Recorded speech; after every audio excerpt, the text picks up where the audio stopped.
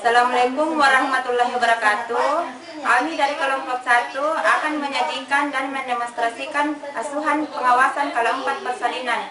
Untuk mempersingkat waktu, kami persilakan kepada teman untuk menyajikan dan mendemonstrasikan asuhan pengawasan kelompok persalinan. Kepada teman kami persilakan.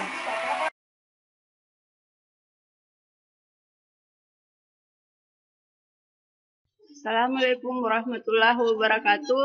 Bersama saya Suryanti akan membawakan materi berjudul Asuhan Kebidanan Kala 4. Persalinan kala 4 disebut juga sebagai kala pengawasan. Persalinan kala 4 merupakan kelanjutan dari kala 1 atau kala pembukaan, kala 2 atau kala pengeluaran bayi, dan kala 3 atau kala uri. Asuhan persalinan setelah lahirnya plasenta. 1. Lakukan pemijatan uterus untuk merangsang uterus berkontraksi. 2.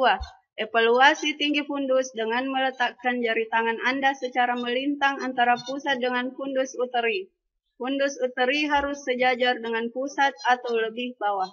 Misalnya, jika 2 jari bisa diletakkan di bawah pusat dan di atas fundus uteri, maka disebut 2 jari di bawah pusat. 3. Perkirakan kehilangan darah secara keseluruhan. 4. Periksa perineum dari perdarahan aktif, apakah dari laserasi atau episiotomi. 5. Evaluasi kondisi ibu secara umum. 6.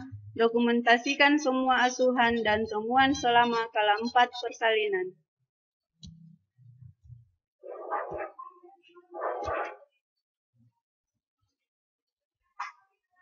Kala 4 berisi data tentang tekanan darah, nadi, suhu, tinggi fundus, kontraksi uterus, kandung kemih, dan perdarahan.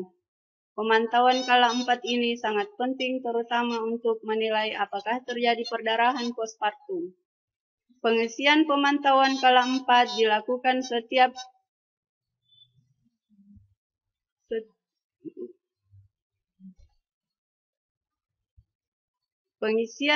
Pemantauan kala 4 dilakukan setiap 15 menit pada 1 jam pertama setelah melahirkan dan setiap 30 menit pada 1 jam berikutnya.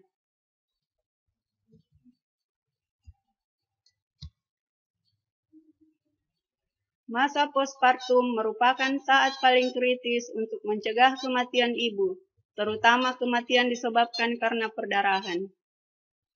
Selama kala 4, petugas harus memantau ibu setiap 15 menit pada jam pertama setelah kelahiran plasenta dan setiap 30 menit pada jam kedua setelah persalinan. Jika kondisi ibu tidak stabil, maka ibu harus dipantau lebih sering. Penanganan 2 jam pertama setelah persalinan merupakan waktu yang kritis bagi ibu dan bayi. Kedua, baru saja mengalami perubahan fisik yang luar biasa. Si ibu melahirkan bayi dari perutnya dan bayi sedang menyesuaikan diri dari dalam perut ibu ke dunia luar. Petugas atau bidan harus tinggal bersama ibu dan bayi untuk memastikan bahwa keduanya dalam kondisi yang stabil dan mengambil tindakan yang tepat untuk melakukan stabilisasi tersebut. Sekian dan terima kasih.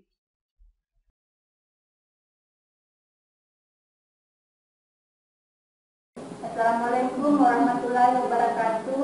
Baiklah, kami dari kelompok 1 akan mendemonstrasikan tentang asuhan persalinan pada kala 4. Setelah kita memasuki kala 3, yaitu kala ini maka kita memasuki kala 4 persalinan. Adapun tindakan yang dilakukan antara lain, yang pertama, setelah lahirnya plasenta, kita melakukan pemijatan uterus untuk merangsang kontraksi uterus. Setelah itu, kita memasasi fundus uteri dan mengevaluasi tinggi fundus uteri dengan meletakkan jari tangan secara melintang di atas fundus dengan hasil 2 jari di bawah pusat. Setelah itu, kita memperkirakan kehilangan darah secara keseluruhan. Ada. Dengan hasil kehilangan darah sekitar 250 cc. Setelah itu kita memeriksa perineum untuk menilai berapa jumlah perdarahan dan menilai tingkat laserasi dengan hasil tingkat laserasi perineum tingkat 1. Kemudian kita mengevaluasi kondisi ibu dengan menilai tanda-tanda vital dengan mengukur tekanan darah ibu.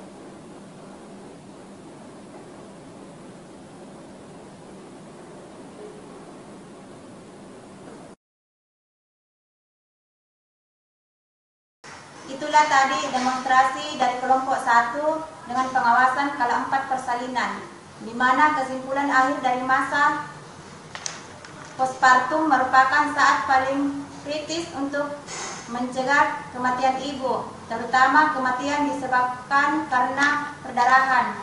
Selama kala 4, petugas harus memantau ibu setiap 15 menit pada jam pertama setelah kelahiran plasenta dan setiap 30 menit pada jam kedua setelah persalinan. Jika kondisi ibu tidak stabil, maka ibu harus dipantau lebih sering.